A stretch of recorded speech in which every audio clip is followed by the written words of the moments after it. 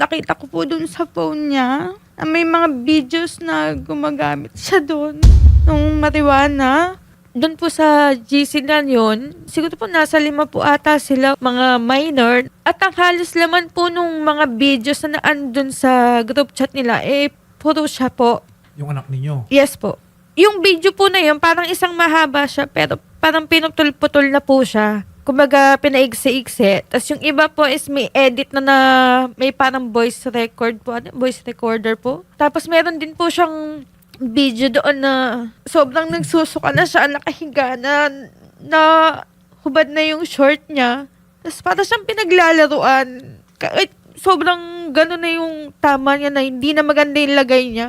Nanay, hindi nyo po alam na at that time, itong anak po pala ninyo, parang napariwara na. Yes po. Alam po ba ninyo kung saan nangyari yon? Yung nangyari po na nakita ko sa video, doon po yun sa bahay nung ninong po niya. Kasi akala ko kanina, Shari, mga minor silang lahat. Etong ninong na sinasabi po ninyo, Bahay po adult kasi, na yan? Yes po. At kilala po ninyo ng personal yan? Yes po. Kaibigan po siya nung papa po niya. Nangyari po kasi lahat ng ito, nasa poder po siya nung kanyang ama. Doon po siya nag-aaral nung mga time na yon. Yung anak ninyo is 14 years old. Yes po. 14 years old? Nagtitake ng marijuana? Yes. Opo. Sinong mga kasama niya doon? Yung pinsan po niya, tapos yung ibang kinakapatid. Mga minor de edad Puro po. menor de edad. Wala bang adult doon? Sa video po, may isang adult. Yung ninong. Yes po. Paul, 14 years old ka pa lang. Sinong nagturo sa inyo yan? Wala po talaga nagturo sa akin. Kumbaga, yung mga nakikita ko lang po, parang nagaya ko po. Kaya doon po ako natuto. So yun yung environment na meron ka. Kanino galing yung marijuana na yan? Doon po yun sa ano ko po, sa ninong ko po. Yung napanood ng nanay mo, that's one incident. Pero ang gusto kong malaman, ilang beses nangyari yung ganong session ninyo? Ano po kasi siya pa iba-ibang date. Ano, umabot ba kayo ng ilan? 5 pagkakataon? Opo, ganun po. Mas madami pa? I think parang since February this year. Opo. Okay. February hanggang July. Baka hindi lang 5 or 10 beses yan. Base din po sa video, ma'am, pasintabi lamang po muli. Yung pagsubo po ng ari. Sino po yung nakapaloob po doon sa video? Yung nandun po sa video na yan, yung anak ko din po. Opo. Tapos yung bakla, hindi ko kilala. Okay. Meron pa palang ganun. Yes Doon po. sa video na yung minor was sexually harassed. Yung gumawa po nun, nung harassment, ano, adult or minor din? Adult na po ata siya. Ang nakakakilala po kasi dun yung pinsan. Nakakabahala to ha. This is a group of minors who were exploited. Kasi number 1, no, they made available yung marijuana. Syempre itong mga minor na ito, ginamit na yon upon the supervision ng ninong. Okay? Yung ninong, definitely may criminal liability yan. Ipapahuli natin yan. Ito po ba, madam, nakausap nyo na yung ninong? Yes po, nung yung ninong nakausap ko na, actually hindi, nung nagpunta ako ng barangay para makausap siya, hindi ko pa nilabas yung mga videos na meron ako, kumbaga sa barangay.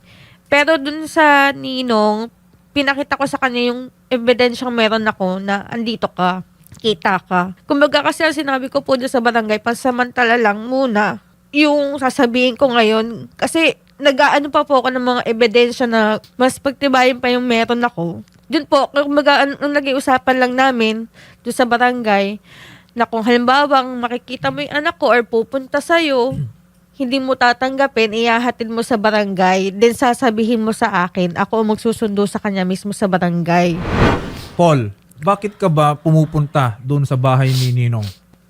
Ano po kasi, yung pinsan ko po, kumbaga, pag may okasyon po kasi dun lagi sa bahay po ng ninong ko, nagiinom po sila. Gusto rin po kasi ng pinsan ko na mag-inom din po kami. Pero alam niyang menor de edad kayong lahat. Master Sergeant Guadalupe, nakakabahala po itong informasyon na dumating ngayon kay Idol Rafi. Ito po ba, Master Sergeant, nakarating na sa tanggapan ninyo? Yes po, sir. And then, nakausap na po ng investigator namin.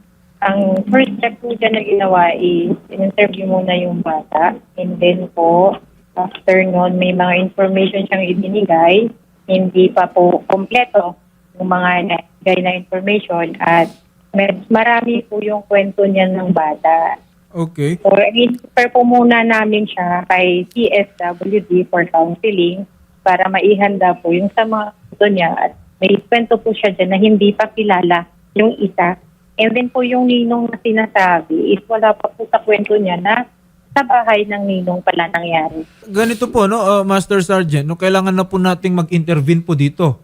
Okay? Yes, sir. Siyempre, iba po yung tulong natin dito sa mga menor de edad, no, mga 14 years old na ito. At this point naman, they have no criminal liability. We know that. They are Yes. below the age of criminal responsibility. Pero, hindi po pwedeng palampasin natin yung mga adults who are involved dito. Ang bigat po nung pananagutan ng mga yan, aside from their violation of the Dangerous Drugs Act, they will also be made liable for under revised penal code kung rape or other acts of sexual exploitation po. Yes po, sir. Given the sensitivity of all this information, we will bring to you lahat po ng footages, tapos lahat ng mga bata po na involved dito, if necessary, through the intervention din ng social welfare or social workers natin, we need to get their statements. Okay? Yes, sir. Okay, can we do that as soon as possible, Master Sergeant Guadalupe? Yes, sir. As soon as possible po. Nung unang barangay po namin yung nakausap po namin yung ninong.